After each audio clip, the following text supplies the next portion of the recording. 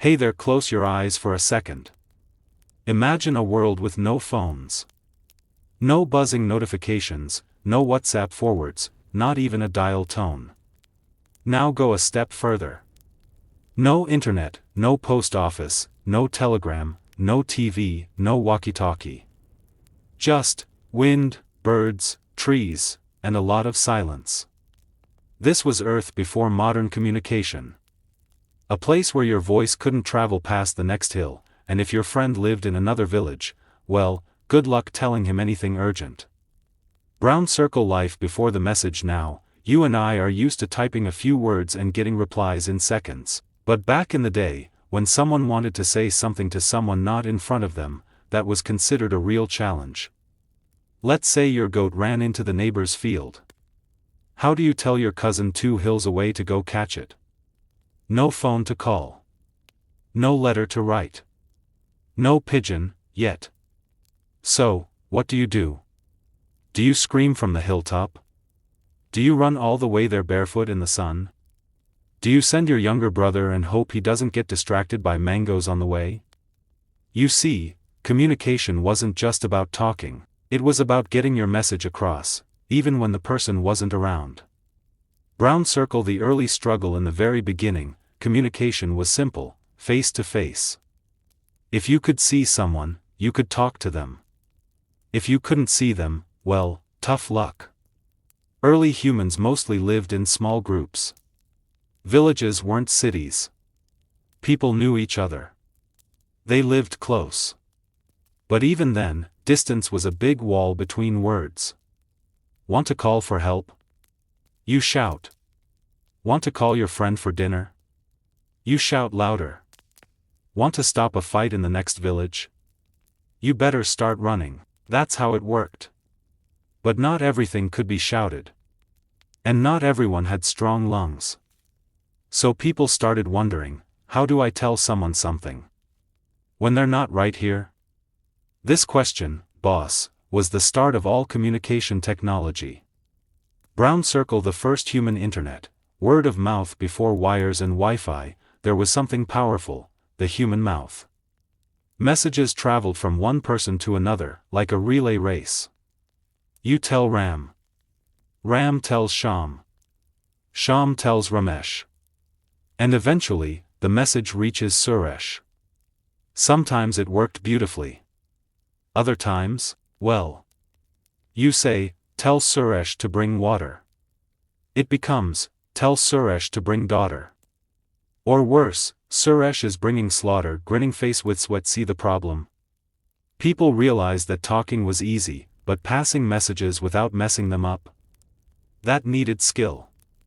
So they started inventing ways to make messages more reliable, more clear, more consistent. But we're getting ahead of ourselves.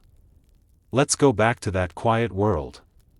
Brown circle, no postman, no problem. Well, kind of. There were no uniforms, no bags full of letters, and definitely no mailboxes. If a message had to go to another village, someone had to physically go there, on foot or on an animal.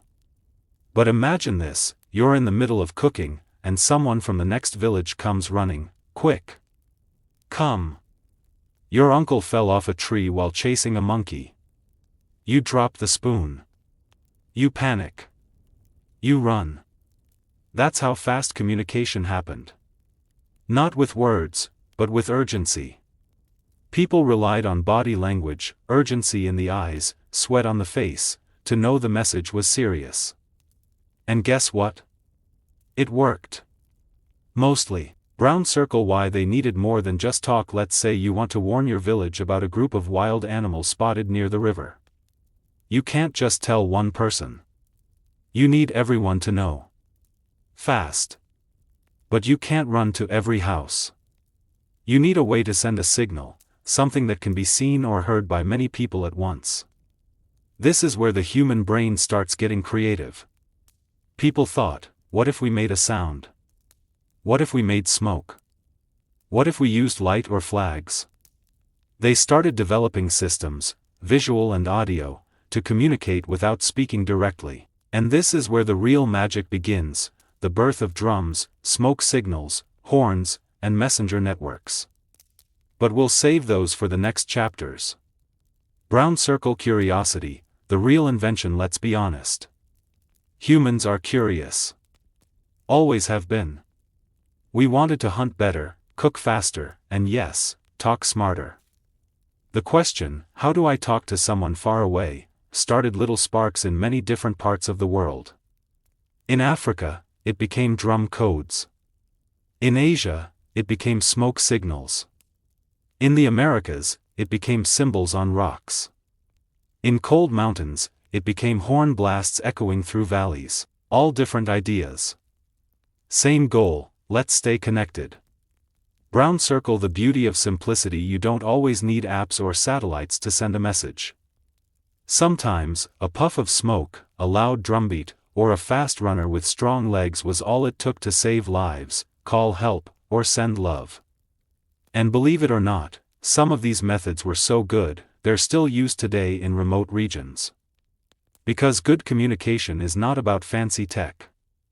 It's about the intention behind the message. Brown circle ending thought for tonight. So tonight, as your phone charges on your pillow, and your Wi-Fi blinks quietly in the background, remember, there was a time when none of this existed. And yet, people still loved, warned, taught, and joked. They still communicated. Just differently. And from the silence of the past, came the first whispers of technology. Let's light a fire. No, seriously. Imagine you're in a village surrounded by hills and forests. You don't have a phone, a bike, or even slippers. But you need to tell the next village something important. Like, there's a wild elephant near the river. Don't send the kids. What do?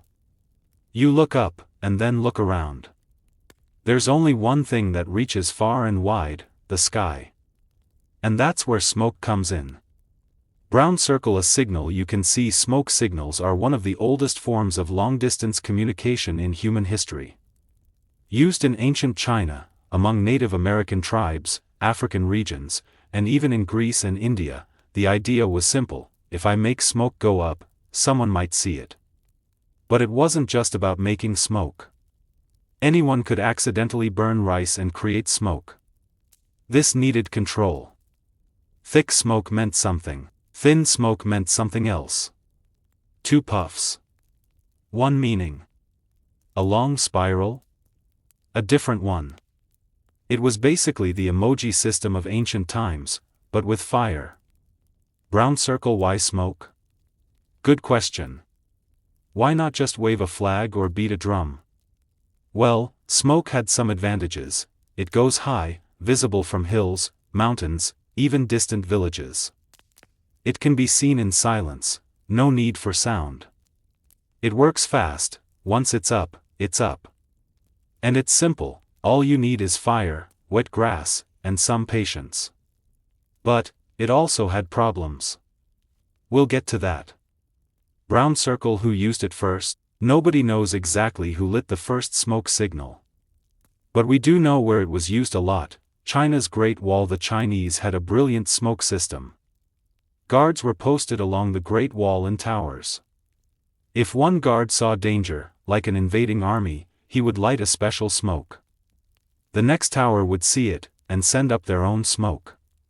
And the next, and the next. Within a few hours, the emperor hundreds of kilometers away would know, we've got company. This was their version of a group chat. Except the message was basically always, help. Now, Native American tribes in North America, many tribes used smoke signals to communicate across valleys and hills.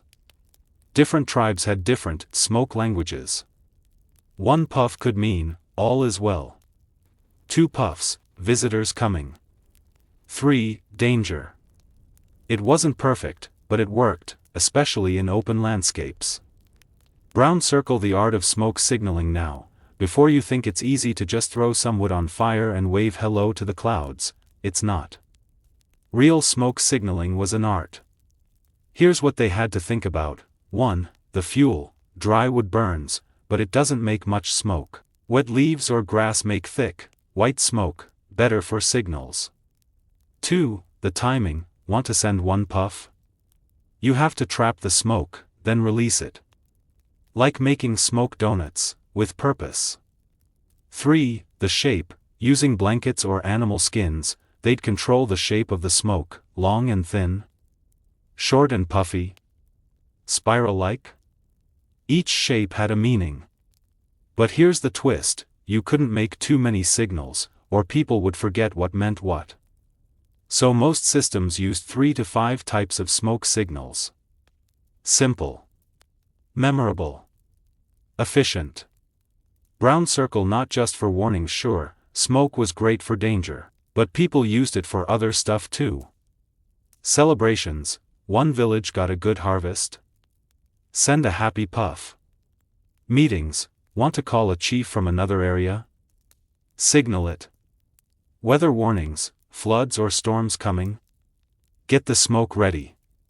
Lost travelers. Some signals told nearby villages that someone was missing. It wasn't just survival. It was community. A way to stay connected when roads were rough and messages were slow.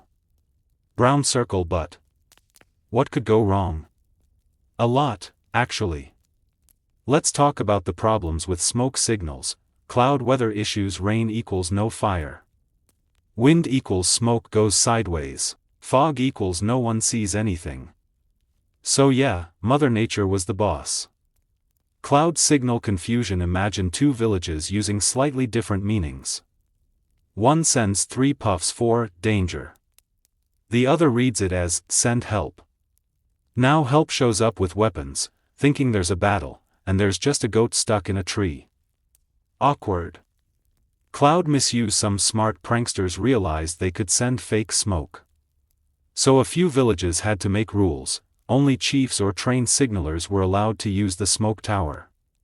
Basically, smoke signalers were like trusted IT admins of the village. Brown circle. Fun fact, it's still used.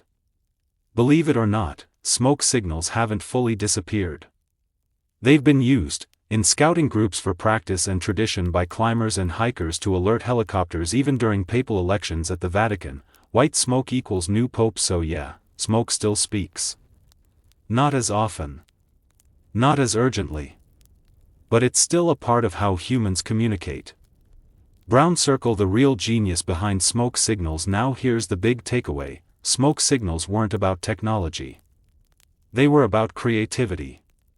Think about it, fire and smoke existed forever. But someone, somewhere, looked at that rising smoke and thought, hey, what if I use this to talk to someone far away? That moment, that spark, is what makes humans incredible.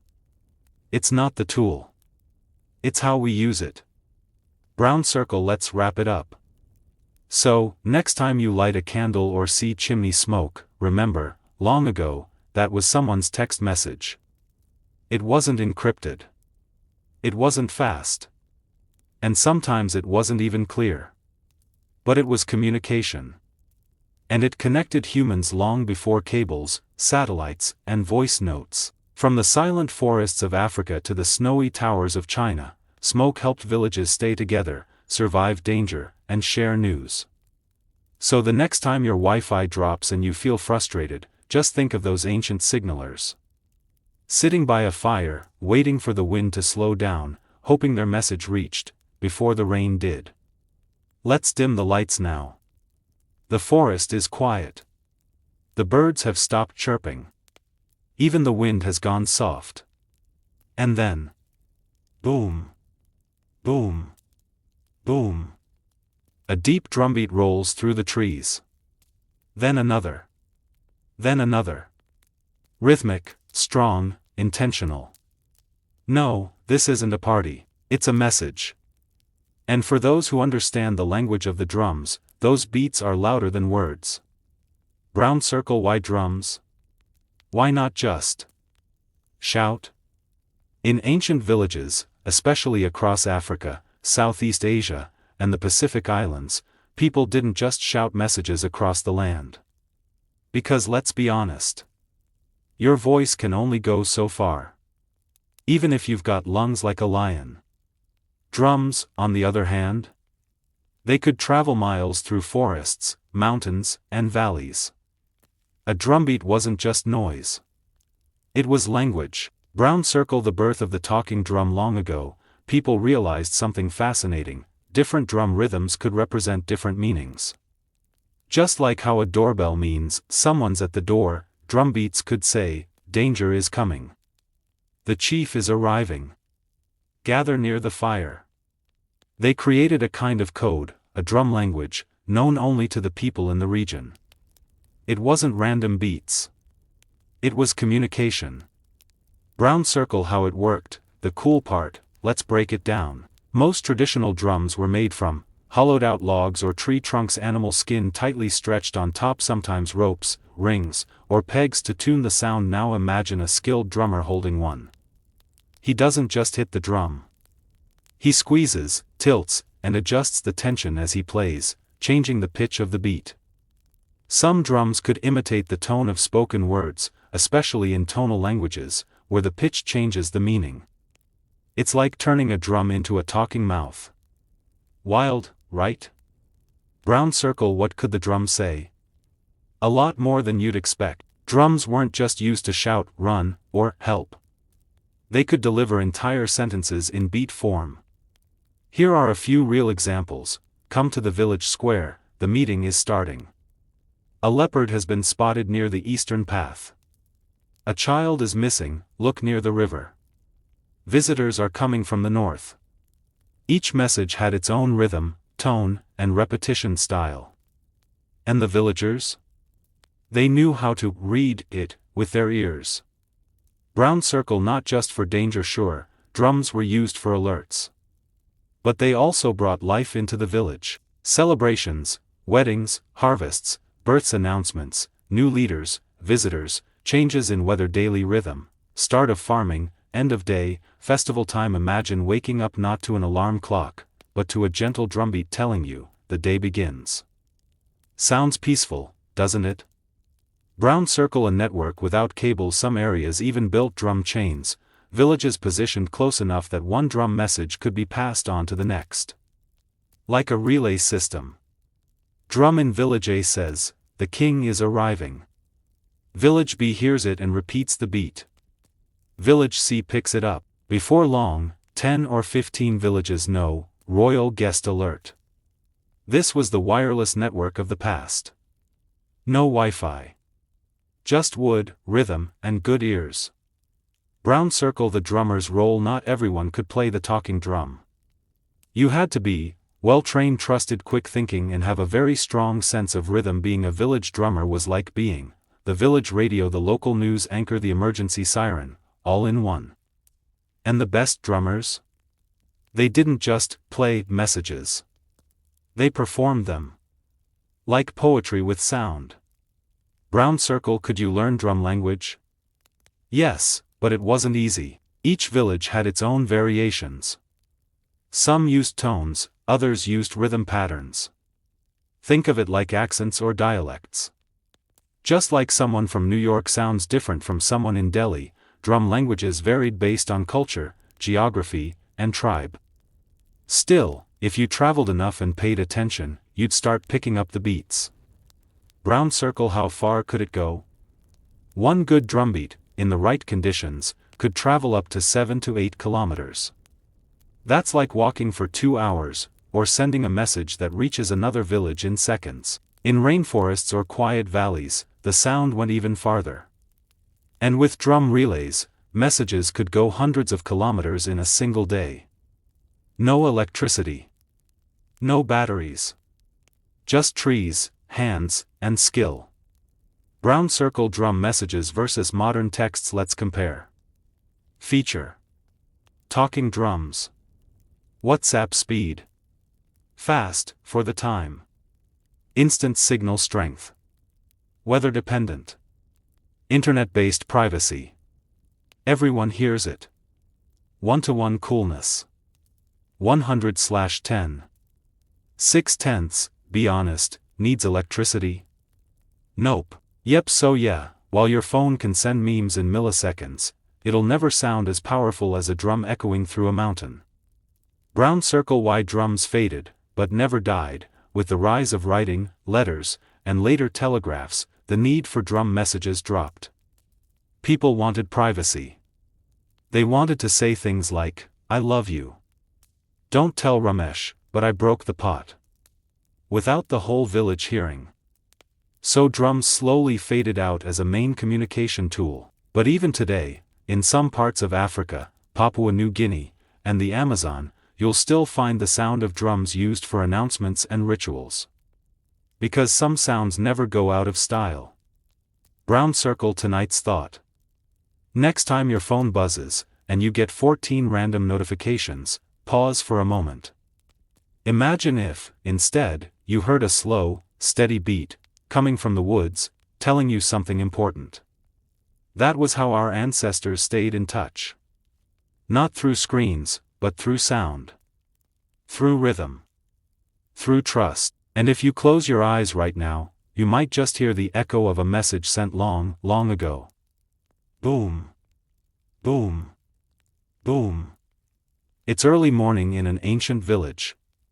The sun is rising. The fog is clearing. The cows are mooing. And then suddenly, bam! A loud blast of a horn shakes the silence. A minute later, ding ding ding ding. Bells are ringing from the temple. Then, in the distance, a strange animal-like cry, like someone badly imitating a goat. Goat, what's happening? Is this a music concert? Nope. It's the morning news, the old-fashioned way. Brown circle. Why sound was a lifeline back in the day, before phones, smoke, or even written letters. One thing worked brilliantly: noise. If you needed to get everyone's attention quickly, you couldn't run to each house. You needed a sound that could cut through silence and say, "Hey, something's up." And for that, humans got creative. Brown circle. The horn, nature's loudspeaker. Let's start with the horn, one of the oldest and boldest sound tools in history. People used hollowed animal horns, like ram's horns or buffalo horns, sea shells, like conches, even long metal horns in later ages. You blow into them, and the sound travels far. Like, across the whole village far. So what did horns say? Not words, of course. But patterns of blasts told people what to do. One long blast equals meeting in the village square. 3 short bursts equals danger. Come armed. A slow rising pitch equals something important just happened. Each village made its own system. And people, from kids to elders, learned to listen. Horns were used to gather crowds, alert attacks, or wild animals, celebrate weddings, start festivals, call for help. Basically, it was the megaphone of ancient times. Brown circle. The bell, ringing through time. Now let's walk over to the temples, towers, and village squares, because that's where the bells lived. Made from metal or bronze, hung on trees or towers, bells were powerful symbols of community. And just like horns, bells had a language. Some common bell signals: slow, heavy ring, someone passed away. Fast ringing, fire. Emergency. Rhythmic ringing, festival starting. Sunrise bell, wake up, time to work. Some temples had a morning bell that rang at exactly the same time each day. It told farmers, shopkeepers, and even kids, the day has begun. It was like your phone alarm, but way more spiritual. Brown circle. Animal sounds, real and imitated. Now here's where it gets wild, literally. Some tribes and villages used animal sounds to send messages. Yup. Birds, goats, monkeys, even wolves, became part of the ancient sound system. How? Some people learned to mimic animal calls, using their mouths, flutes, or wooden whistles. Each sound had a meaning: a high-pitched bird call, "It's safe here." A goat cry, "Bring livestock back." A wolf howl, "Stranger spotted near the forest." Why use animal sounds? Because they, blended with nature, useful in wartime, could carry messages without sounding suspicious, were familiar to everyone. In fact, in many forest-dwelling communities, people still use bird call whistles to communicate silently over distances. Now imagine messaging your friend, using a pigeon's voice. Weirdly cool. Brown circle, the sacred side of sound. It wasn't all utility. Many sound tools had spiritual meaning too. Bells in temples were rung to clear bad energy. Conches were blown before important rituals. Horns were sounded during funerals or births. Sound wasn't just communication.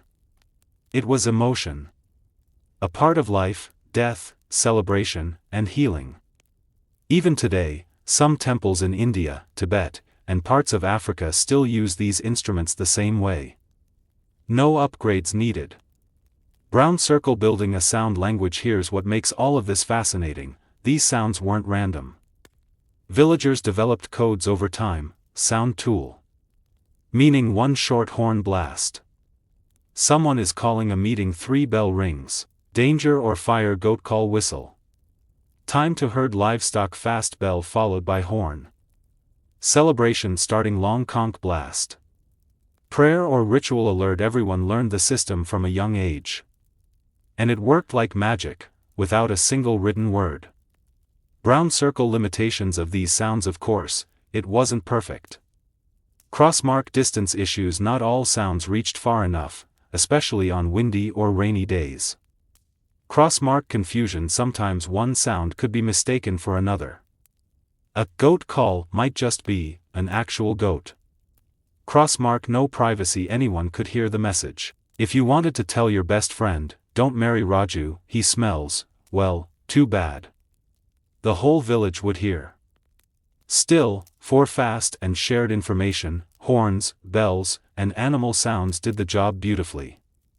Brown circle, sound and identity. Interestingly, every village had its own sound signature.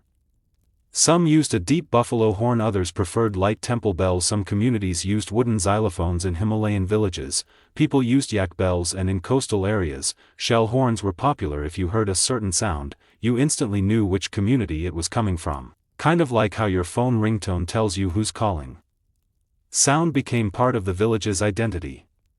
It wasn't just functional, it was personal. Brown circle echoes that still ring today. Even now, we carry some of these sound traditions. School bells tell us when class ends. Church bells still ring in many towns. Emergency sirens are just modern horn blasts. Temple conches are blown at sunrise and sunset, and animal horns are still used in tribal festivals. We may have shifted to screens and apps, but the idea is the same. Use sound to stay connected. Brown circle, close your eyes. Imagine you're in an old village again.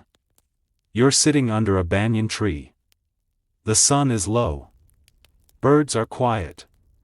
Then, ding, ding, ding. A soft bell rings from the temple. No words spoken. But you know exactly what it means. The day is ending. Time to go home. Time to rest. In a world without screens, sound was everything. It warned, welcomed, celebrated, and connected. It told stories without language. It moved crowds without a leader. And it echoed across generations. You're sitting in your hut, eating rice and lentils. It's a peaceful afternoon.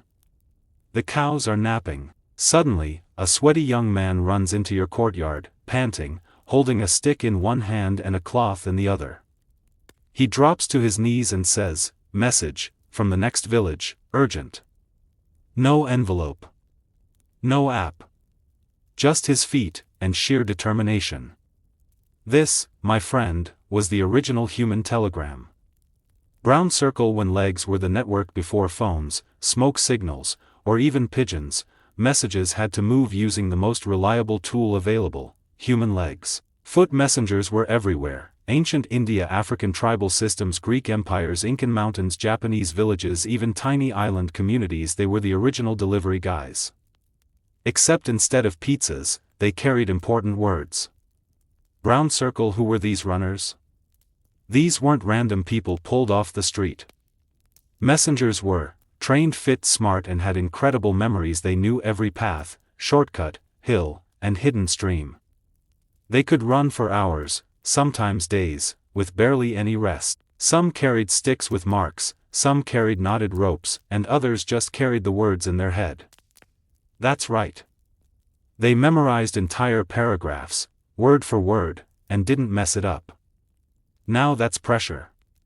Brown circle how the system worked. Let's say a chief in village A wanted to send a message to village D, 4 hills away. Here's how it might work. 1. The chief calls the runner. 2. The message is whispered or tied to a cloth. 3. The runner starts running, no time to waste. 4. They stop briefly at village B, then village C. 5. Finally, they reach village D and deliver the message.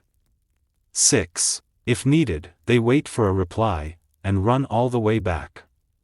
And remember, no shoes with air cushions. No GPS. No Red Bull. Just strong legs and clear instructions. Brown circle the magic of memory. In places where writing wasn't common, messengers had to memorize everything.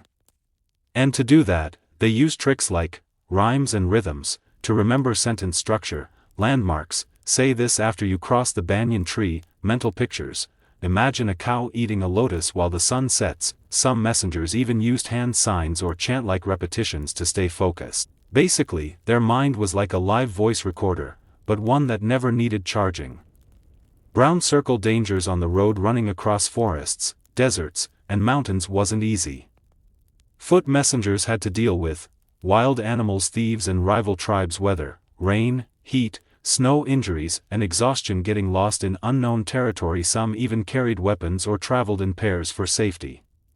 But most went alone, because speed was everything. And groups slowed things down. Some messengers died on the job, but still chose this path because it was respected. In many cultures, messengers were seen as sacred, people who carried the voice of kings and gods. Brown circle famous messenger systems. Let's take a quick tour of history. 1. Inca Empire. The Chasquis in the high Andes Mountains. Messengers called Chasquis ran along mountain trails with messages. They worked in relay teams. One would run a few miles, then pass the message to the next. Like a postal relay race, with no shoes. 2. India. Dutas and harbingers. In ancient India, kings sent dutas between cities. Some were on foot, some on horseback, depending on distance. They were trained to avoid gossip, repeat exactly what was said, and never take bribes. 3. Greece. Phidippides. You've probably heard the story of the guy who ran from Marathon to Athens to deliver news of victory. He shouted, "We have won," and then dropped dead. Legend? Maybe. Dedication? Definitely. Brown circle foot messengers versus modern delivery. Let's compare, just for fun, feature. Ancient messenger. Modern email speed. Slow, but steady. Instant energy used. Human muscle. Electricity risk level. Wild animals, injury. Maybe a typo, emotional touch. High. Zero reliability. Depends on memory. Depends on signal. There's something beautiful about the human messenger. You weren't just sending a message. You were trusting a person with your words. That's powerful. Brown circle. When they arrived. A messenger arriving in a village was a big deal. Kids would gather. Women would pause their chores. The chief would step forward. Everyone would wait. The messenger would take a moment to catch his breath, then speak the words clearly. The king has called for unity. There will be a festival under the moon. Prepare for an important visitor. And just like that, the village was informed. One person. One voice. One journey. No tech required. Brown circle problems? Of course. Sometimes, the messenger forgot part of the message. Sometimes they got delayed. Sometimes they said things out of order. And sometimes, they just never arrived. That's why some rulers started using physical signs, like seals, carved sticks, marked ropes, or painted cloths, to support the spoken word. But still, the trust was always on the messenger. Because if you lie, twist the message, or forget it, you could cause wars, heartbreaks, or confusion. No pressure, right? Brown circle. Today's runners, believe it or not, there are still places in the world that use foot messengers. In rural parts of Africa, India, and South America, some villages rely on runners to send invitations, alerts, news, death notices, even marriage proposals, and in marathon races around the world, we still honor those ancient messengers, who ran with purpose, not for medals, but for meaning. Brown circle as you close your eyes. Imagine the soft sound of footsteps on a dirt path. The sun overhead. The wind on the trees. A figure in the distance, running toward your village, carrying someone's words, someone's trust, someone's hope. Before text messages, before DMs, before even writing, there were runners. Messengers who didn't just deliver messages, they carried connection across hills, valleys, and time. One step at a time. It's a bright day on a mountain top. The wind is gentle. The sky is wide. And on a tall tower, a man waves a colored flag back and forth. Down in the valley, another person sees it, and waves back, perfectly in sync. No sound. No shouting.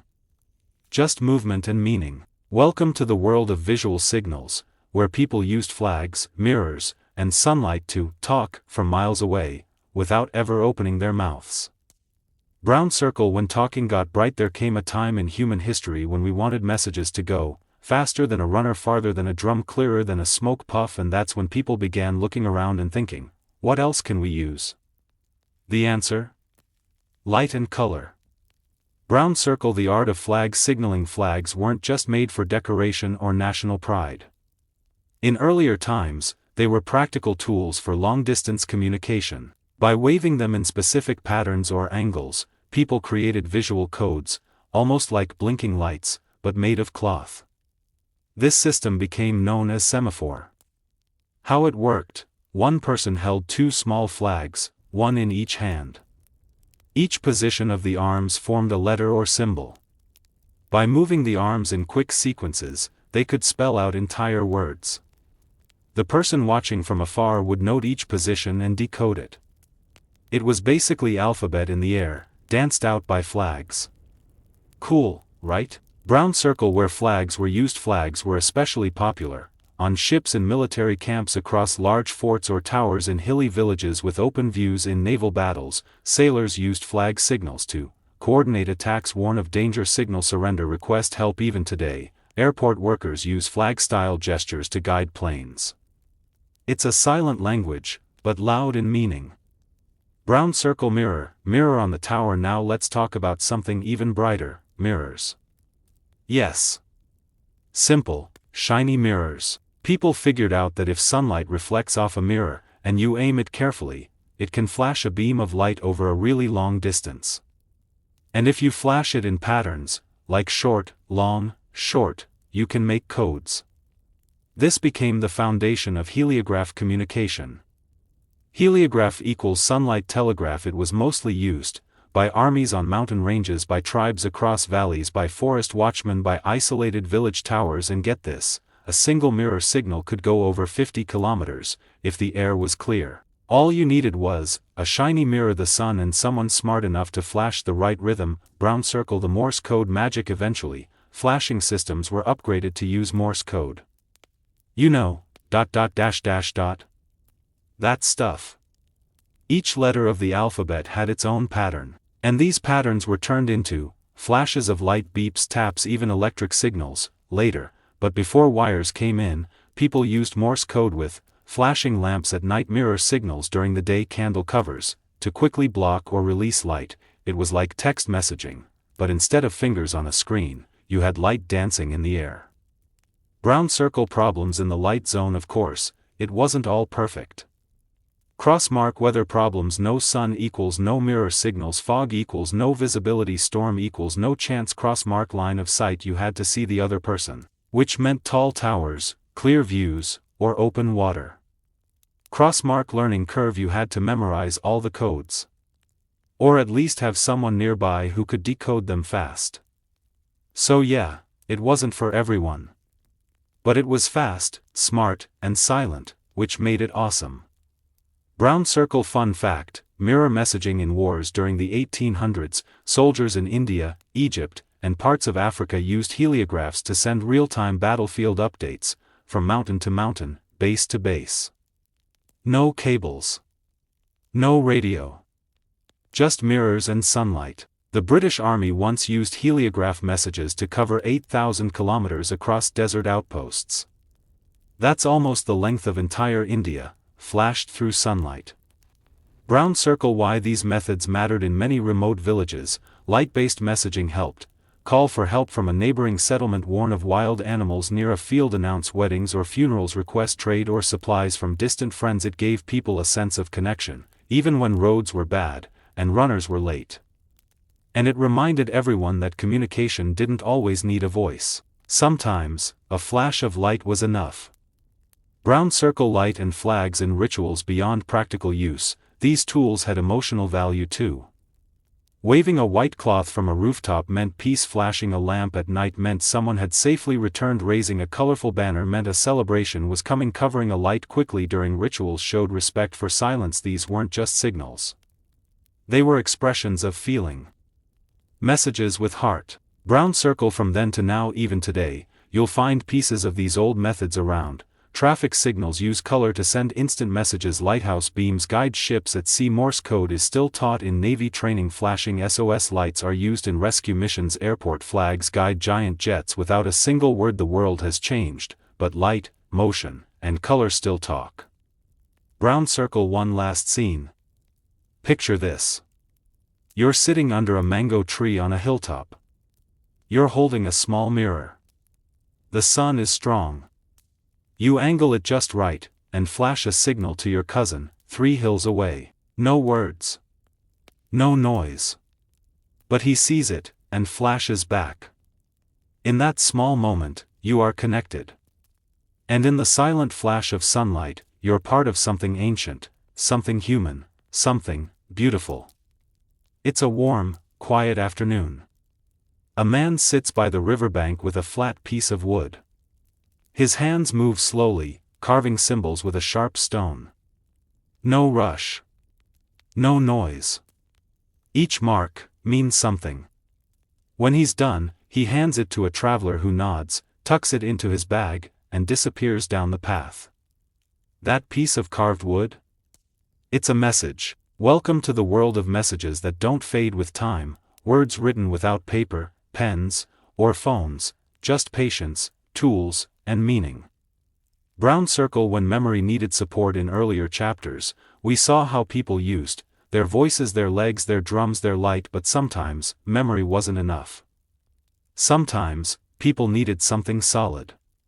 Something you could touch, hold, pass on, without forgetting a single word.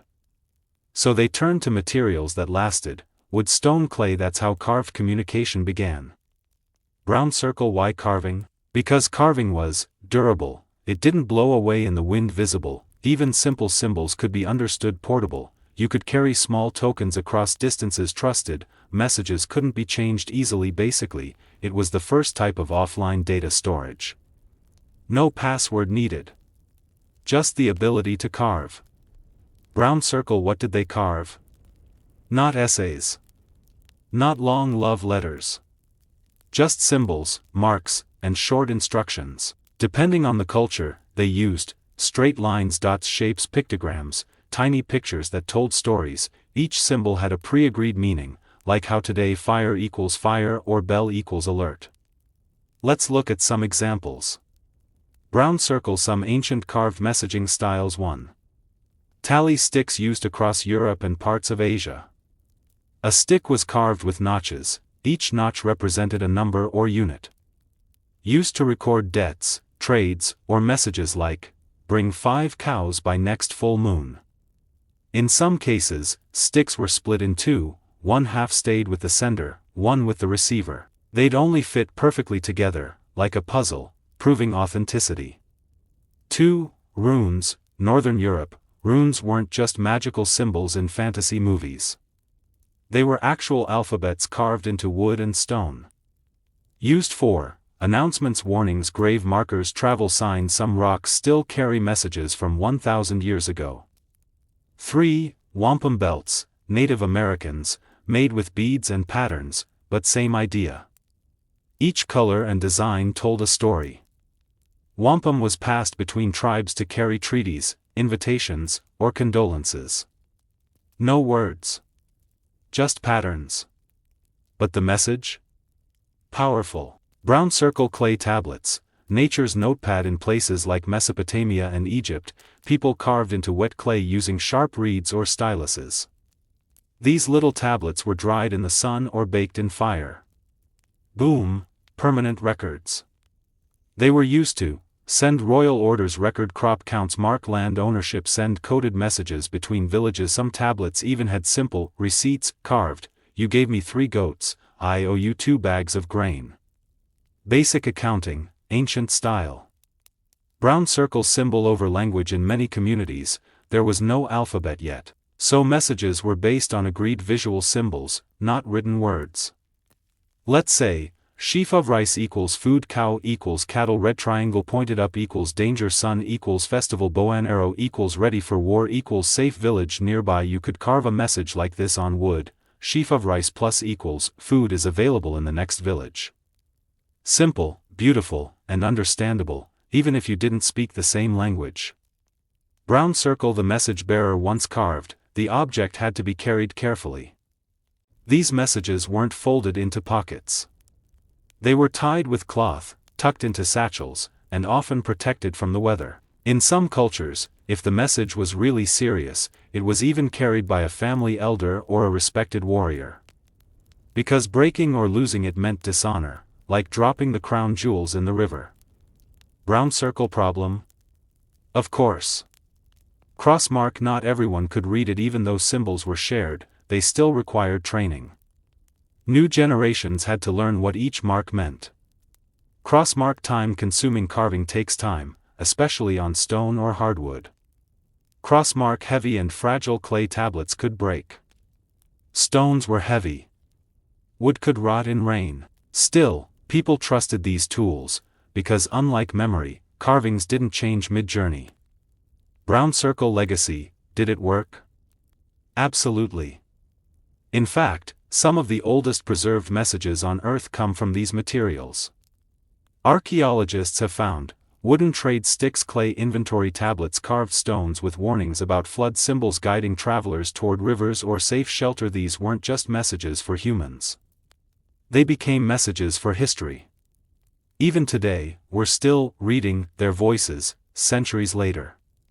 Brown circle everyday use in villages. Not all carved messages were formal. Some villages used carving for recording birthdays or moon cycles, warning outsiders about sacred areas, leaving signs for fellow travelers, e.g., danger ahead, take left path. In one part of ancient India, farmers carved crop signs into trees: sheaf of rice plus cloud equals rain expected, start planting, no weatherman needed. Brown circle. Look around today. You might think this system is gone. But guess what? We still carve names into tree trunks, etch messages into wedding rings, mark graves with stones, tattoo symbols onto skin, use road signs with universal pictures, use emojis for fast meaning without words. So yeah, carved codes never left. They just evolved. Brown circle. Final thought before you sleep. As you rest your head, think about that message carved into a flat rock, tucked into a traveler's satchel, sent across hills to someone waiting. No voice. No battery. No signal. Just hands, eyes, and trust. Before digital memory, there was human memory, etched into wood, written in stone, baked into clay. And it whispered across time, I was here. I thought of you. Imagine this: you're sitting in your village courtyard, sipping something warm, when suddenly a pigeon lands gently on the wooden fence. Tied to its leg? A tiny scroll of paper, carefully rolled. You untie it, read it slowly, and smile. It's from your cousin 3 villages away. She's getting married next week. You look up. The bird is already flying away, heading home. No internet. No mobile data. Just feathers and instinct. Welcome to the world where animals carried our messages, loyal, silent, fast, and, mostly, reliable. Brown circle. Why use animals? Because they had what humans didn't: speed, stamina, special instincts. They could fly, run, or swim across terrains that were tough for people. And best of all, they didn't ask for a salary. Animals became living mailboxes, sentinels of secrets, news, and hope. Let's start with the most famous one. Dove, the legendary carrier pigeon. Pigeons have been used as messengers for thousands of years. From ancient Egypt to World War I, these birds were communication heroes. How did it work? Simple but brilliant. Pigeons were raised in a specific place, say, your home. You took them with you on a journey, far from that home. When you wanted to send a message, you tied a small note to the bird's leg, and released it. The pigeon would fly back to its home, no matter how far, even hundreds of kilometers. This magical skill is called homing instinct. The pigeon didn't need a map. It just knew where to go. Like a flying GPS. Except it pooped more. Dove, what were they used for? Pigeons delivered love letters between towns, war updates from battlefields, emergency requests, royal commands, even sports scores. Yes, really. During World War I, one pigeon named Cher Ami saved nearly 200 soldiers by flying through enemy fire to deliver a critical message. Got shot. Still flew. Delivered the note. Total legend. Dogs, messengers with paws. Now let's drop down from the skies and look at the ground crew. Dogs weren't just for guarding and herding. Some were trained to carry messages across distances. Especially during war's harsh winters, forest travel, small scrolls were tied around their necks or hidden in collars. Some dogs even learned routes by heart, running back and forth like fury-fueled couriers. Fast, brave, and hard to stop. And of course, if you tried to mess with them, they'd bark your secrets into the wind. Dogface, horses and camels, power messengers. In areas with long open roads or deserts, people turned to bigger animals. Horses, used by the Mongols, Persians, and medieval Europe, could carry riders or message satchels. Became key in the creation of postal relay systems, where a fresh horse was waiting at each checkpoint for speed and stamina. Camels, the ship of the desert, used in North Africa, Arabia, and parts of India, carried not just letters, but entire caravans of messages. Slow but steady, and immune to sandstorms, these animals turned isolated villages into connected trade hubs. No electricity. Just hooves and patience. Eagle birds beyond pigeons. While pigeons were the stars, other birds also played messenger roles in various parts of the world. Swallows in Japan, ravens in ancient Norse lands, parrots in tropical zones, some even trained to speak. Of course, training parrots to say sensitive information was risky. Imagine a parrot flying off mid-sentence. Tell Ramesh, squawk, he owes, squawk. 5 rupees. Mixed results, but hey, creative effort. Elephant couriers. In some South and Southeast Asian regions, elephants were used in royal convoys to carry messages between kings and ministers. Slow? Yes, but majestic, strong, and capable of moving through tough forests with armed guards. Plus, you don't mess with an elephant carrying royal mail. Brown circle animal messaging systems. Some ancient kingdoms even had official animal-based networks. Birds were marked or ringed by village or region. Dogs were trained to follow specific paths. Camels were exchanged at resting points. Horse riders had route logs and timing schedules. It wasn't just casual, it was planned, disciplined, and respected. These animals were seen as honor-bound messengers, not tools. Many villages had rules: never harm a messenger animal, return them safely, feed them before sending them again. Animals were trusted with messages because they didn't gossip. Grinning face with smiling eyes. Brown circle problems. Of course, nothing's perfect. Crossmark weather. Birds avoided flying in storms. Camels got slowed by extreme heat. Dogs could lose their way. Crossmark interception. Animals could be caught, stolen, or eaten. Yeah, wild times. Crossmark limitations. Pigeons only flew to one place, their home.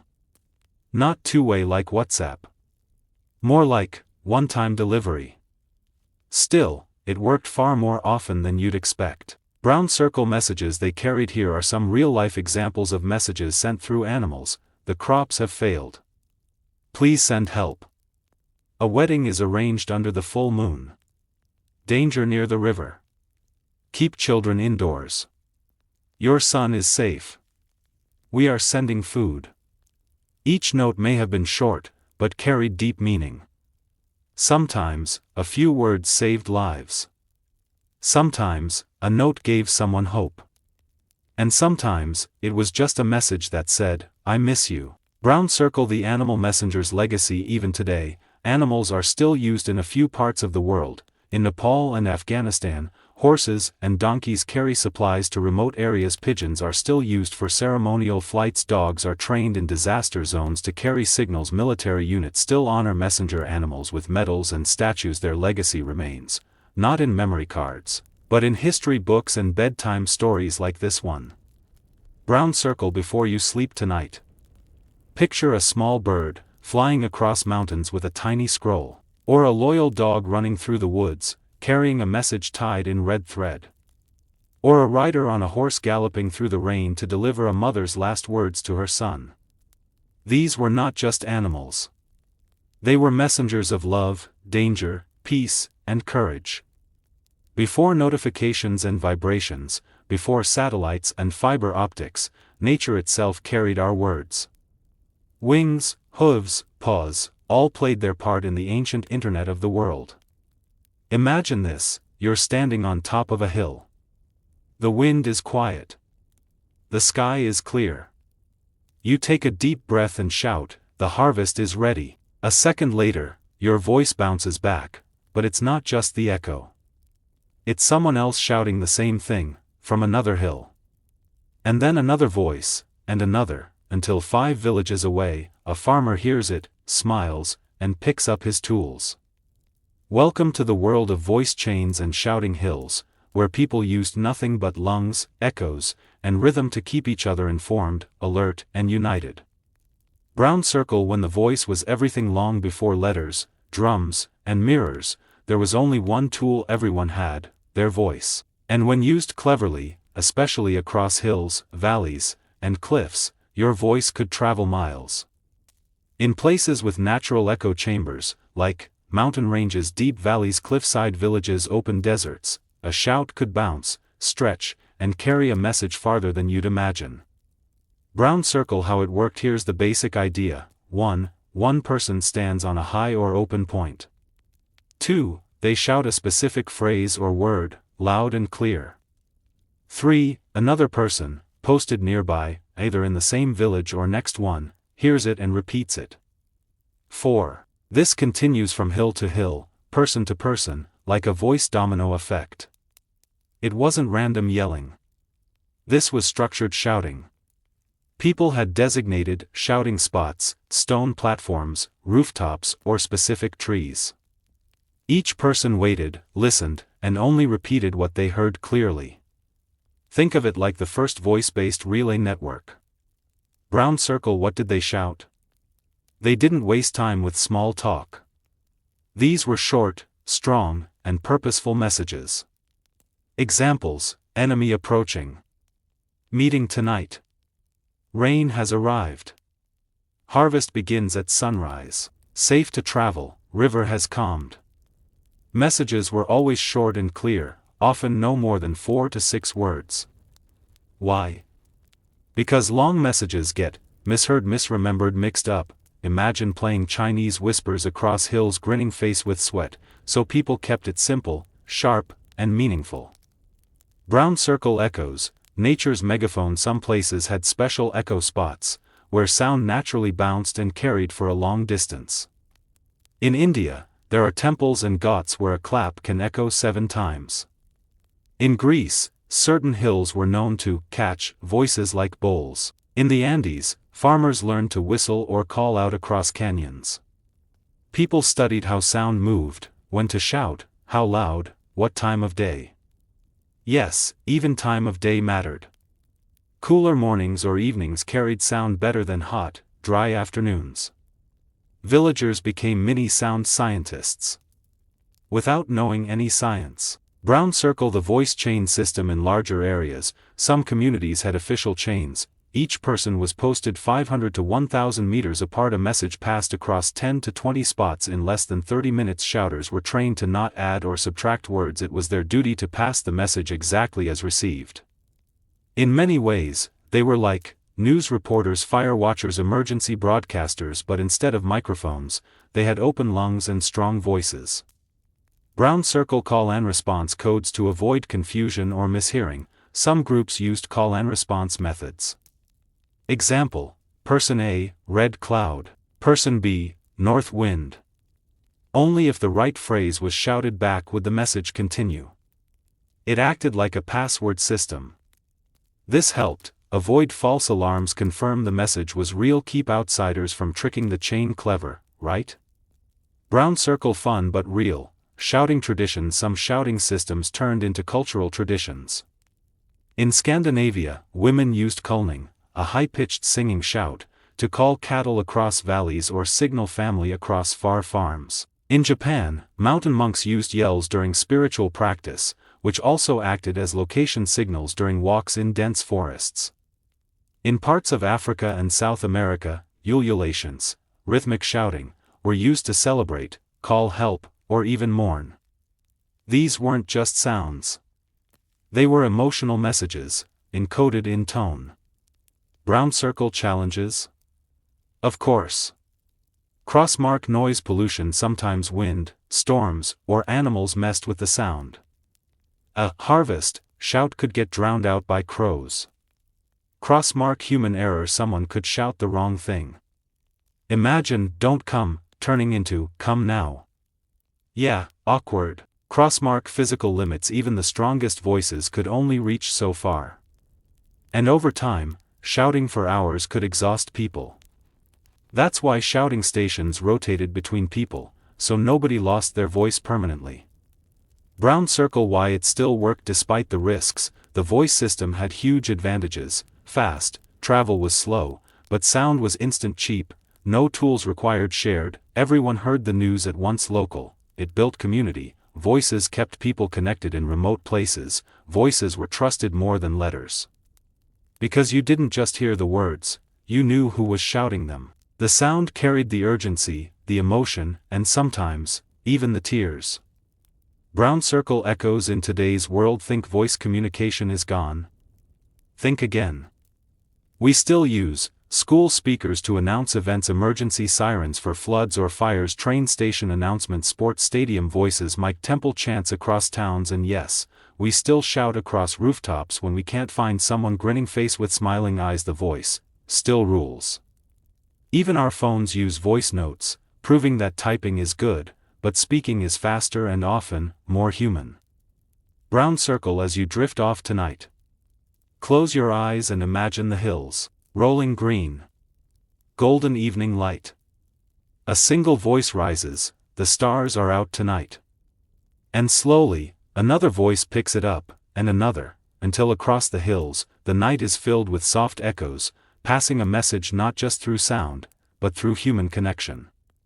Before radios, walkie-talkies, or speakers, we spoke into the wind. And the wind carried our hearts. Picture a village under the stars. It's quiet. Peaceful. The fields are sleeping. But on a nearby hill, someone lights a small controlled fire. Not for warmth. Not for cooking. But for communication. In the distance, someone sees it, and lights their own. A signal is sent. A message received. All without a word spoken. Welcome to the world of village signals, systems made of fire, flags, movements, and meaning. Before group chats and notifications, villages relied on shared codes that everyone knew, and no one had to speak aloud. Brown circle why villages needed codes. Life in villages wasn't always simple.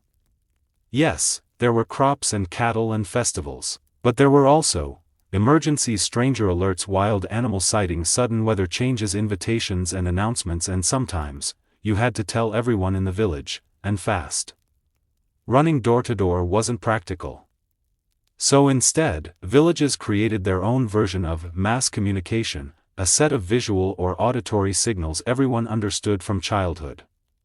Brown circle the language of fire. Let's begin with the oldest tool, fire. Controlled fire was used for alerts, gatherings, warnings, guidance in the dark. Each fire had meaning depending on its location, its size, the number of flames, the time it was lit. Examples: 1 flame on the west hill equals chiefs meeting at sunset. 2 fires in the south field equals danger spotted. Stay indoors. A large central bonfire equals celebration.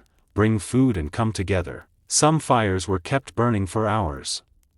Others were quick bursts to send out a sudden message. It was the original version of sending a ping. Brown circle torch formations in hilly areas or open spaces. Torch formations were common. People would stand in lines or shapes at night with torches in hand. A triangle meant peace has been restored. A straight line meant visitors approaching. A zigzag warned of unpredictable threats, like animal movements. From a distance, these patterns looked like glowing messages floating in the dark. Simple, beautiful, and silent. Brown circle the power of color. Village flags. Flags weren't just for festivals. Many villages had a system of flag signals, raised on poles, huts, or trees. Each color meant something. For example, color meaning white. Safe travel, normal day red. Danger, threat, or enemy spotted yellow. Gathering at the central square green. Celebration or good news black.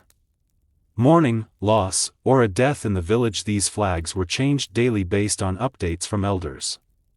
Villagers could glance at the tall flagpole and instantly know the mood of the day. Some villages used striped or patterned flags for more specific meanings. Others added symbols or marks to increase clarity. No language barrier. No sound required. Just color plus placement equals message. Brown circle ground formations and rock patterns. This one's fascinating. Some communities arranged stones, leaves, or sticks in patterns near roads and village entrances. A visitor or returning traveler would see these as coded signs. Example codes: circle of stones equals enter safely, cross of sticks equals danger, don't proceed, arrow made of leaves equals follow this path for shelter. It was like a GPS for the old world, but with rocks and twigs. Villagers maintained these patterns regularly. They were part of local culture, and also survival tools. Brown circle bell and gong combinations. While we covered bells earlier, some villages had combinations of sound and sight. Let's say, a bell rings once, then a red flag is raised. That means, stranger at the gate. A gong hits twice, followed by smoke from the south hill, fire in the fields. These combos acted like two-factor authentication for ancient messages. One sign could be faked. Two together, more reliable. Brown circle who controlled the signals? This wasn't chaos. Villages had appointed signalers, trusted individuals who lit the right fires, raised the correct flags, arranged the stones, rang the bells. Often, this role was given to someone with a strong memory, a calm attitude, and no habit of panicking during chaos, because wrong signals equals confusion, or worse, panic. Some elders trained the next generation in signal meaning from a young age. By the time you turned 10, you could probably read the village just by looking around. Brown circle the power of shared understanding. These codes worked because everyone agreed on them. There was no app update, no version change. No need to double-check the meaning. If a red flag was up, you stayed alert. If the night torches danced in a triangle, you showed up with food. If a stick arrow pointed left, you didn't go right. It was a society based on trust, rhythm, and repetition. And in many ways, that kind of communication was stronger than the ones we use now. Because it didn't rely on screen time. It relied on human time, daily connection with your environment. Brown circle signals still in use today. These systems aren't ancient memories. You'll still find echoes of them around the world. Flags on fishing boats to signal catch or distress, color-coded stones in tribal paths, temple bells with visual signals during festivals, torchlit formations in Himalayan rituals, lanterns used in ceremonies to guide travelers safely in some rural parts of Africa and India. Village-to-village fire codes are still used in extreme cases, like warning of wildfires or bandit threats. The system is old, but not dead. Brown circle final scene for the night. The moon is rising. The air is still. A tall pole sways gently near the village square. Hanging from it, a single green flag. Soft torches flicker in a wide circle, calling everyone close. No phone rings. No text is sent. But the entire village knows, something joyful is about to begin. Because communication isn't always about talking fast. Sometimes, it's about moving together, in rhythm, in trust, in silence. It's early morning in a quiet village.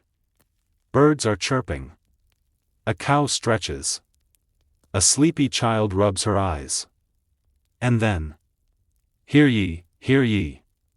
A deep voice echoes through the village lanes. A man in bright clothing, holding a bell, walks through the narrow paths, announcing, by order of the chief, all able-bodied men must gather by the river at noon. He's not just a man. He's the town crier, the village's living news app. No subscription needed. No push notifications. Just one loud human, and a lot of trust. Brown circle. Who was the town crier? The town crier, also called a village announcer, public herald, or news shouter, was the official voice of the people in power. Appointed by a local chief, a king, a council, or in some cases, elected by the villagers. His job, to walk the streets, and tell everyone what they needed to know. From sunrise to sunset, he was the walking newspaper. Brown circle. The look and feel, you couldn't miss him. He usually wore bright, decorated clothes, a big hat or head wrap, carried a bell, staff, or drum, had a pouch of messages or symbols, and above all, he had a powerful voice. Not shouting out of anger, but shouting out of responsibility. His voice had rhythm, tone, and confidence. Brown circle. What did he announce? Pretty much everything. Here's a short list: new village rules, royal decrees, marriage announcements, births and deaths, festival dates, trade news, safety alerts, like, don't drink river water. Weather warnings, lost child alerts, meeting reminders. Basically, if it was important, he said it out loud. Brown circle. The routine. Let's walk through his daily routine. 1. Gets briefed, the chief or council gives him the list of messages. 2. Prepares, he dresses for visibility, maybe warms up his voice, a little humming, maybe. 3. Starts the round, begins from one end of the village, ringing his bell or beating his drum. 4. Stops at key spots, village square, temples, wells, markets, anywhere people gather. 5. Delivers the message, always in a clear, practiced tone. Sometimes repeating it 3 times so no one misses it. 6. Moves on, walks to the next spot and starts again. By the end of the day, hundreds of people have heard the news. No paper. No electricity. Just voice. Brown circle. His voice was law. Here's what made the town crier special: if he said it, it was considered official. If you ignored him, you could face a fine or punishment. If he made a mistake, he had to publicly correct it the next day. That's why the role needed someone calm under pressure, trusted by both leaders and common folks, good with memory and clear speech, not afraid to stand in the rain or sun, and yes, someone who didn't mind being a little loud, grinning face with smiling eyes. Brown circle. Training the voice. Believe it or not, criers trained their voices just like singers or actors. They practiced projection, reaching people 3 to 4 houses away, clarity, no mumbling, rhythm, so people could follow easily, emphasis, shouting the right words. Some even added a little flair, like a signature opening, "Oye, oye, oye," or "People of the village, hear these words." It made people stop, listen, and remember. Brown circle. Special types of criers. In larger towns or festivals, there were different criers for different things. Trade crier, fish is fresh by before sunset. Temple crier, ceremony at dusk. All welcome. Security crier, no outsider is allowed after dark. Each had their own route and tone. In war times, the crier's job became critical, passing urgent updates, keeping people calm, and even boosting morale. He was the voice of the village's heartbeat. Brown circle a messenger with memory. Not everything was written down. Often, the crier memorized the messages, word for word, and had to repeat them perfectly, dozens of times. That's why many criers used rhymes chance repetition techniques to lock the lines into their mind. If they got something wrong, it could lead to confusion, missed events, or even accidents. So they took their job seriously. It wasn't just shouting, it was storytelling with precision. Brown circle respect and recognition. Good criers were loved by the people. They were invited to community feasts, given gifts during festivals, trusted with personal announcements, sometimes asked to bless newborns or open ceremonies. Some even became folk heroes, passed down in oral stories. In many villages, the town crier was more recognizable than the chief himself. Because while the chief ruled in silence, the crier ruled in sound. Brown circle challenges they faced. Of course, it wasn't always easy. Rainy days, hard to walk and be heard. Crowded markets, people talked over the message announcing bad news, like deaths or punishments. Long routes, some had to walk miles every day, but most took pride in being the bridge between the people and their leaders. They didn't write history. They spoke it into being. Brown circle. Do we still have town criers today? Not in the same way, but yes, their spirit lives on. Today's town criers are radio hosts, street hawkers, temple or mosque announcers, school loudspeaker readers, emergency vehicle sirens, even your uncle who shouts the morning news across the house, grinning face with smiling eyes. In some places like England, ceremonial town criers still wear old uniforms and announce royal news in public squares. They're a nod to a time when voice was power. Brown circle. As you sleep tonight, imagine the soft beat of a hand bell in the morning mist. A familiar voice calling out, strong, steady, kind. Children pause their games. Mothers look up from their stoves. Farmers turn from their fields, and in that one voice, the whole village listens. Before screens, before headlines, before scrollable feeds, there was just one person, walking the path, carrying the voice of the world, one word at a time. Picture this. The temple bells are ringing softly in the early morning light. Incense floats gently through the air. Monks sweep the courtyard. And nearby, a few elders sit beneath a banyan tree, whispering quietly. One has a message from a nearby village. Another shares news of a birth. A third knows which road is flooded. Nobody shouts. No one writes. Yet the information spreads. Because in ancient times, temples and marketplaces weren't just places to pray or trade, they were the nervous systems of village communication. Brown circle. Why temples were more than sacred spaces? Temples were central in almost every ancient community. Not just spiritually, but socially, politically, and practically. They were meeting spots, safe zones, announcement centers, storytelling arenas, cultural classrooms. People trusted temples, so they also trusted the information shared there. If news came from a priest or elder inside the temple walls, you listened. You believed. You remembered. Brown circle. The temple as a daily bulletin. Let's walk through a typical day. At sunrise, the bell rings. Villagers gather. Not everyone comes to pray, some just come to listen. The priest or caretaker might say, the festival of lights begins in 5 days. A merchant arrives today from the northern region. Beware, a wild animal was spotted near the forest. The chief's daughter is unwell, prayers are requested. Sometimes, the priest didn't speak directly. He'd whisper to one respected elder, who passed it to another, and then it spread softly through the community. No rush. No gossip, just gentle waves of knowledge. Brown circle. Written or oral. In literate communities, temples kept scrolls, palm leaf messages, clay tablets, stone inscriptions, but most communication was oral. Stories were passed from teacher to student. News was given from elder to child. And wisdom was woven into Chance Budgeon's poems, parables. It was slow, but powerful. Because every word had weight. Every message had meaning. And nothing was wasted. Brown Circle secret messaging in temples. Temples were also places where disputes were settled, plans were made, messages were quietly exchanged between leaders. A visiting traveler might slip a small offering with a rolled cloth inside, a coded message. A monk might carry news from one sacred site to another, across mountains. Some temples even had designated corners where messengers could sit, rest, and share what they'd heard on their travels. Temples were rest stops, classrooms, and information exchanges, all rolled into one. Brown Circle Marketplace, where the world gathers now. Let's step out of the temple, and into the bustling bazaar. The marketplace. Smells. Colors. Laughter. Shouting.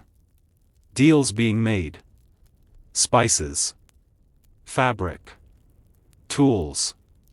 Flowers. But under all that noise, was news. The market wasn't just where you bought lentils. It was where you heard who got married, which village had a flood, what items were in short supply, which road had robbers, and which king was raising taxes again. Unamused face. Brown Circle, the gossip chain, but make it useful. Market news was fast and dirty, but useful. A pot seller hears from a traveling merchant that the river path is broken. She tells her cousin who sells grain. He tells the barber. By evening, 30 people in 3 villages know not to take that road. No official announcement. No town crier. Just the human web, powered by trade, trust, and chatter. Brown Circle traders as news carriers. Traders were like travel bloggers, delivery drivers, news reporters all at once. They carried stories, rumors, weather reports, political updates, family news, and sometimes secret warnings. Because they moved between regions, they became the bridges between disconnected places. When they spoke, people leaned in. Not everything they said was 100% true. Grinning face with sweat, but even a half-truth could save someone's journey. Brown Circle marketplaces and message code. Sometimes, messages were hidden inside trade items. A folded cloth with a symbol sewn into the corner, a pot with a mark near the rim, a bundle of herbs tied with a colored string, a pile of rice with a foreign coin tucked inside. Only the sender and receiver knew what to look for. This system protected privacy, because in loud markets, not everything should be said aloud. Brown Circle, the sound of news. In some places, marketplace announcements were made through chants or rhymes. 5 mangoes for a coin. And news from the West, if you've got time. Street performers sometimes slipped news into songs. Dancers wore colors that represented recent events. Drummers added extra beats during performances to hint at a warning. It was communication disguised as art. You didn't just hear the news. You felt it. Brown Circle Marketplace versus Temple. Let's break it down. Feature. Temple. Marketplace mood. Calm, sacred. Loud, energetic communication. Trusted, slow, formal. Fast, widespread, messy. Best for announcements, spiritual news, leadership updates. Trade info, local gossip, traveler stories. Style. Oral tradition, chants. Word of mouth, performances, people involved.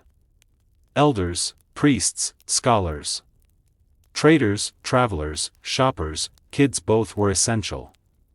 Both balanced each other out. Both were core communication hubs for centuries. Brown Circle. Do these systems still exist? Yes, in many ways. Today's temples still announce prayers and festivals over speakers, share community news, distribute bulletins or calendars, act as relief centers during disasters, and marketplaces still spread rumors faster than news channels, still connect distant people through casual talk, still carry silent signals through color, voice, and rhythm. Even in our digital world, these places pulse with old-school communication. Brown Circle. As you wind down tonight, imagine yourself in a sacred courtyard. A soft chant rises in the background. You sit under a tree with your elders, listening to news, not from a screen, but from the heart. Later, you walk through the bazaar. You hear a merchant singing a tune, and tucked inside the lyrics is a message, meant for you.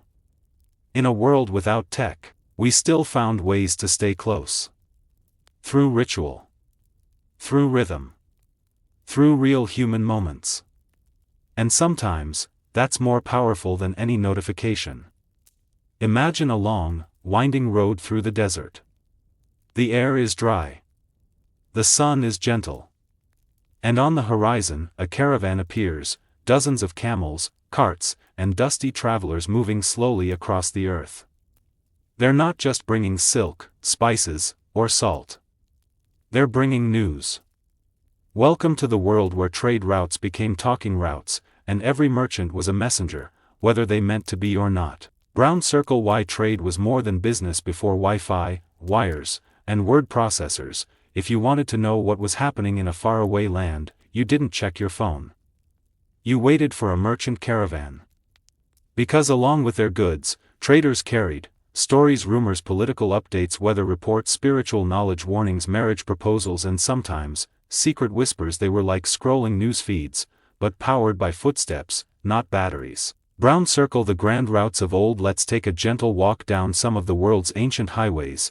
Yellow Square. The Silk Road stretched from China to Europe, carried silk, tea, porcelain, and secrets of dynasties. Brown Square. The incense route crossed Arabia into Egypt and Mesopotamia, carried frankincense, myrrh, and ritual traditions. Red Square. The Grand Trunk Road, India, ran from Afghanistan through Pakistan to Bengal, carried spices, cloth, pearls, and news of empires. Blue Square. The Trans-Saharan trade from West Africa through the Sahara, carried gold, salt, slaves, and tribal wisdom. These routes weren't just roads, they were rivers of stories. Every village they touched, they left behind a ripple of new voices. Brown Circle. The merchants who knew everything the merchant might show up with: fresh dates, woven blankets, clay pots, dried herbs. But the real treasure was in what he said: the king in the west has fallen ill. The rains in the south came early this year. A new coin is being minted in the northern kingdom. Bandits attacked 2 villages beyond the bend. Avoid that road. No stamp. No scroll. No dramatic entrance. Just a man, and his memory. Brown Circle. Gossip, truth, and everything in between. Not all information was accurate. Some was exaggerated, hazy, wildly wrong, or purposely twisted, but even so, every word mattered. Because in a world without Google, a whispered tale might be your only clue about what lies ahead. So people learned to listen with wisdom. They didn't believe everything. But they remembered everything, just in case. Brown Circle. Caravan culture, moving villages. A caravan wasn't just a few men. It could be dozens of camels, carts filled with goods, guards, cooks, healers, musicians, messengers. At night, they camped together, and shared stories around fires. One merchant told tales of a prince who vanished. Another shared a riddle from the east. A traveler whispered about a temple buried in sand. These campfire circles became traveling newspapers. Stories crossed oceans, not through pages, but through people. Brown Circle. Merchants as matchmakers and messengers. Sometimes messages were sent intentionally. A king sends a sealed pouch with a trusted trader. A family slips a letter into a spice crate, addressed to a distant cousin. A priest entrusts a coded message to a silk merchant heading east. And sometimes it wasn't official at all. It was a young girl asking the trader, "If you pass through the northern town, will you tell my brother I'm safe?" He nods. That's it. No contract. Just honor. And somehow, the message reached. Brown Circle. Hidden codes in trade to protect private messages. Some used clever tricks: a pattern woven into fabric, a symbol stamped into a clay pot, a bundle of herbs tied with 2 colors instead of one, a scroll hidden in the false bottom of a box. Only the sender and receiver understood what it meant. It was like sending an encrypted file, with a camel, not a computer. Brown Circle. The dangers of the road. It wasn't easy. Trade routes were full of harsh climates, thieves, border guards, unfriendly villages, disease, and sometimes betrayal. But the traders continued. Why? Because they weren't just carrying goods. They were carrying connection. The lifeline between towns. The heartbeat between cultures. Brown circle markets as mini information ports. When caravans arrived in a village, the local market exploded with energy. People didn't just gather to shop, they gathered to learn. You could hear the latest news, find out which crops were selling better, learn a new word in a foreign tongue, discover a festival happening 2 towns away. Even if you didn't buy anything, you walked away with knowledge. Brown circle. Are trade-based messages still a thing? Yes.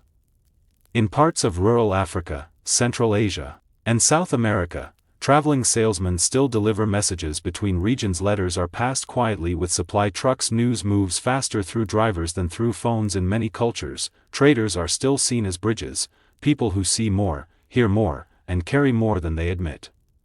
Brown circle. As you rest tonight, close your eyes and picture the stars above a desert trail. You hear the soft footsteps of camels, the jingle of beads, the laughter of travelers sharing food around a small fire.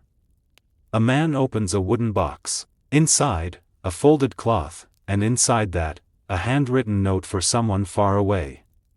Tomorrow, he'll ride with it, across rivers, hills, and silence.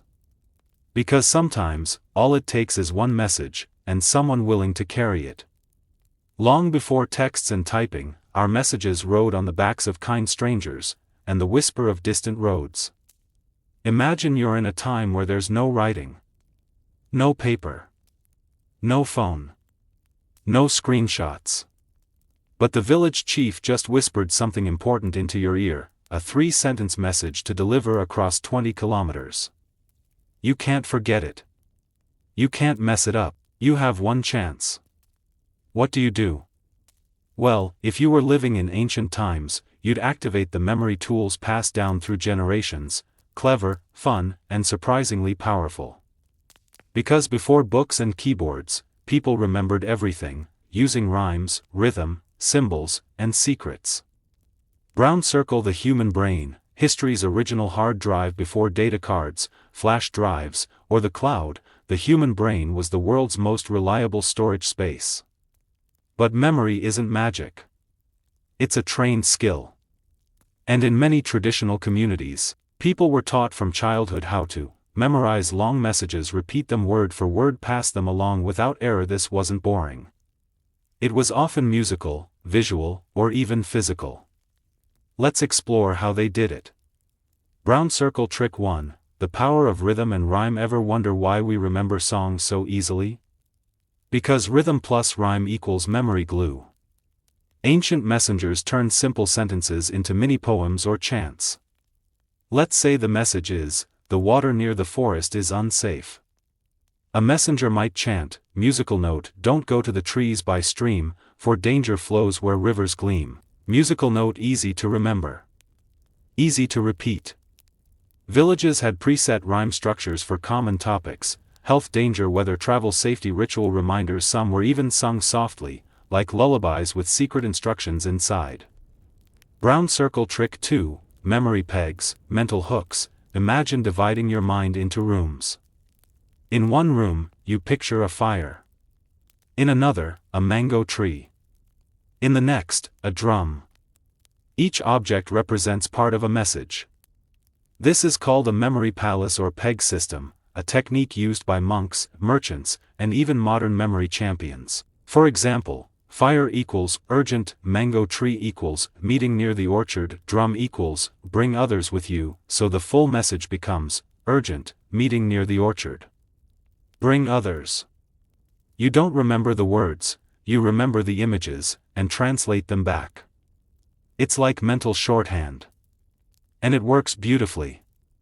Brown circle. Trick 3. Story-based code. Some messages were remembered as tiny stories. Instead of saying, travel in the morning, avoid the southern trail, you tell yourself a visual tale: the sun woke up and took the northern path, while the wolf waited in the southern shadows. It sounds poetic. But for trained minds, it was code. They'd recall the story, and decode it into actual instructions. This method was popular with priests, messengers, warriors, traders, because it hid facts inside fiction. Only the trained could read between the lines. Brown circle trick 4, physical movements as memory. In some cultures, body movement helped memory. Think, tapping your fingers in a certain pattern, tying a string around your wrist, touching your nose, then ear, then heart, each representing a piece of the message. Some messengers walked with stone beads in hand. Every time they repeated the message, they'd roll one bead. By the time they arrived, the beads reminded them, "Yes, I've said this 10 times. I still have it right." Physical memory cues made abstract things feel real. Brown circle trick 5, secret symbols and objects. In communities with partial writing or symbol use, people developed message codes using objects. Example: a black feather equals death or mourning, a red string equals urgency, 2 tied sticks equals unity or agreement, a folded banana leaf equals request for food or help. So instead of saying, "My family is hungry, please send food," you send a leaf bundle tied with white twine, placed inside a pot of rice. No words. But if you knew the code, you knew exactly what it meant. These object codes were silent messages, unwritten but deeply understood. Brown circle generational memory training. In many tribes and ancient schools, memory training was part of life. Young learners were told long proverbs, war stories, lineages, sacred verses. They didn't write them down. They recited them daily. By adulthood, many had thousands of lines of information stored in their minds alone.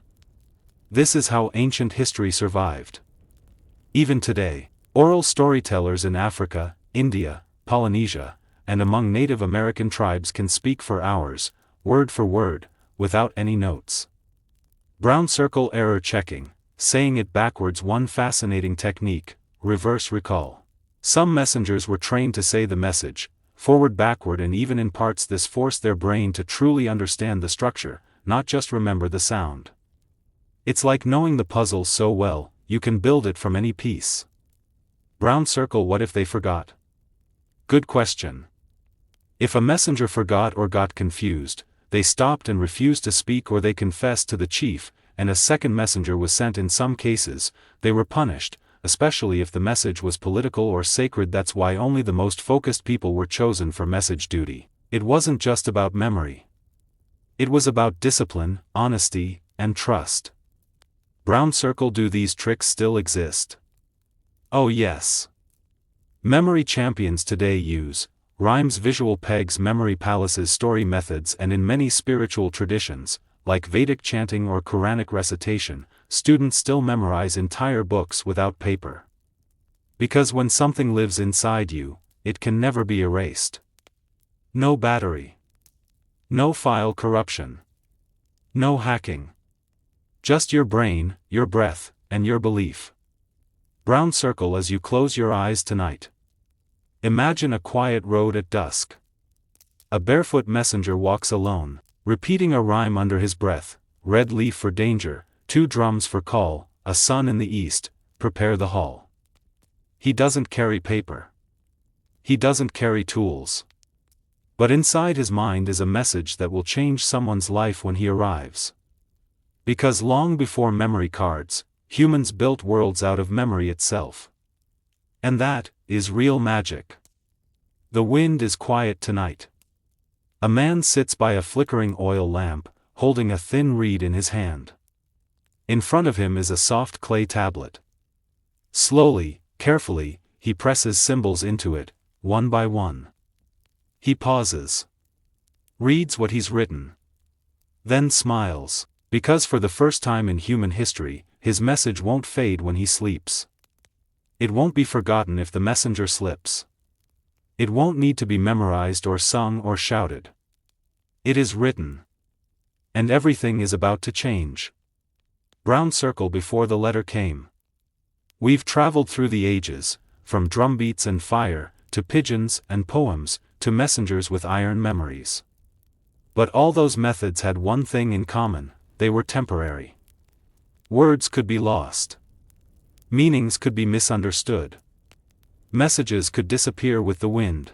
And then came a simple idea: what if we don't need to remember everything? What if we leave it behind, for others to read? That's where writing was born.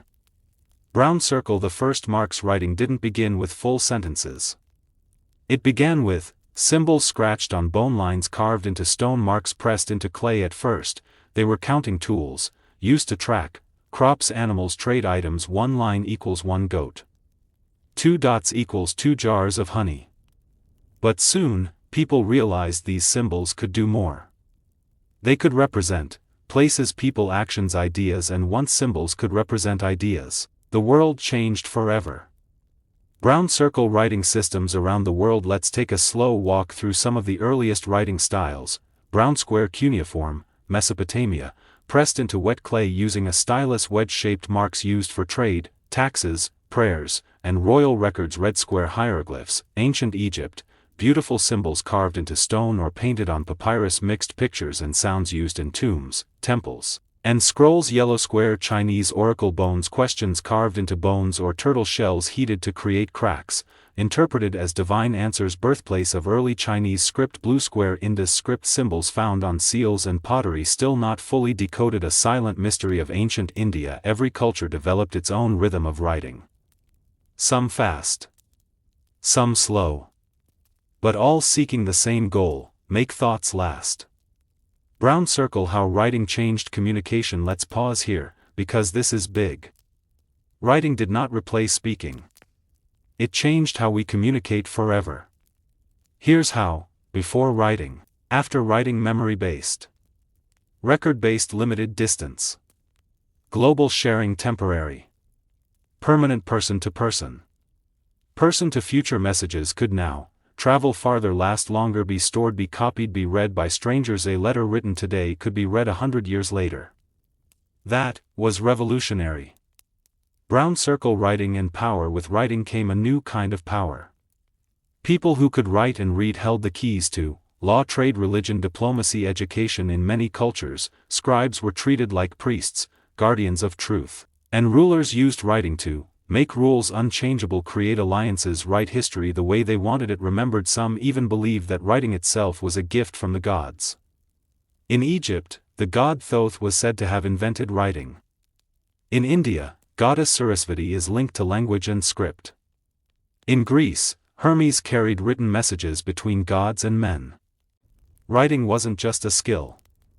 It was sacred. Brown circle, the letter arrives soon. People didn't just write on walls and clay. They began writing letters, private messages, sealed and carried by hand. A letter was a voice from far away, a piece of someone's heart, a personal truth made permanent, even if it took weeks to arrive, even if it was written with charcoal on banana leaf. When you opened a letter, you felt close to someone far.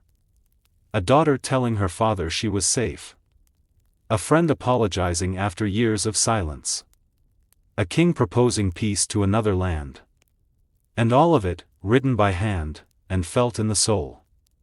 Brown circle letters across villages. In village life, letters didn't start everywhere at once. They grew slowly. At first, only scribes wrote them. Letters were mostly political or religious. Later, merchants wrote to partners, farmers wrote to officials, families began sending messages between relatives. In some villages, a traveling monk acted as the mailman. In others, a trader carried letters tucked inside fabric or basket. Seals were used to keep letters private. Red string for urgency. Blue dots for joy. Sometimes even dried flowers placed inside. The emotion came with the ink. Brown circle, the emotional shift. Writing didn't just carry facts. It carried feelings. A message written in someone's own hand, with crooked letters and spelling mistakes, was more than just text. It was a hug in ink. People kept old letters folded inside clothes, tied with threads, or placed under pillows. And in some cases, they were buried with the person, to carry that message into the next world. Words that once had to be memorized, chanted, or shouted, could now be held, reread, and remembered forever. Brown circle, do letters still matter today? Absolutely. Even in our digital age, love letters are still written. Notes are left on kitchen tables. Grandparents keep old cards. Soldiers carry letters from home. Prisoners read words from families. Parents frame their child's first scribbled "I love you," because some things can't be replaced by a screen. A written message, even messy, even short, means someone took time. Brown circle, as you close this journey. The stars are out. The fire is low. And in a small hut, an elder finishes writing a letter. It's short. Simple. Honest. She rolls it up. Ties it gently with a red thread, and gives it to a passing traveler.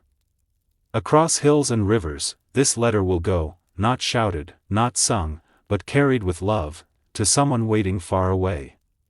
Because in the end, communication is not just about tools, it's about the heart behind the message. And long before WhatsApp or email, our ancestors already knew. Words, once written, never truly disappear. Thanks for watching and don't forget to subscribe.